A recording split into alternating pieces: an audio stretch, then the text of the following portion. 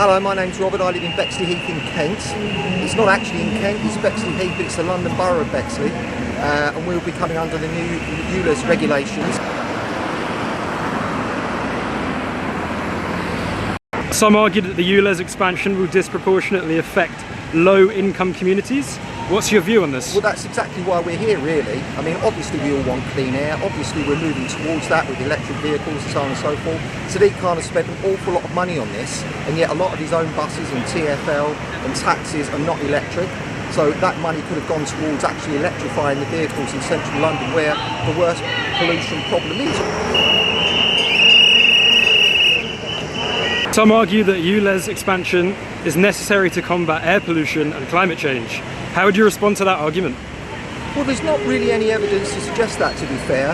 I think we all understand that in the centre of the city, a big conurbation, especially on a hot day, the air does get trapped. I mean, I had red Sahara dust on my car the other day, which is not uncommon. So that's obviously entering the air at a very high level. I mean, the idea that this is taking those few vehicles off the road is going to improve air quality in outer London is not believable.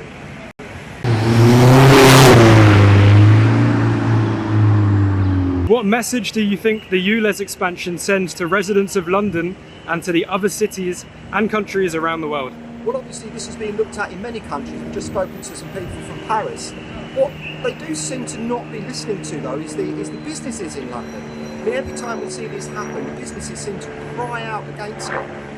We already know that the footfall in central London, let's go back to central London now, is only about 2/3 of what it was before, and it's going down, it's not getting better. I think one of the chairmen of the big companies in central London just a few days ago talked about this.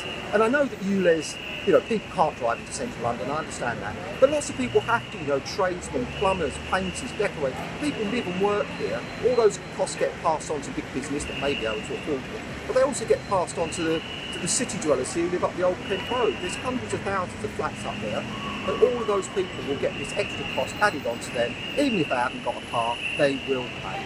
Shame on Labour! Shame on Labour! Supporting cunts!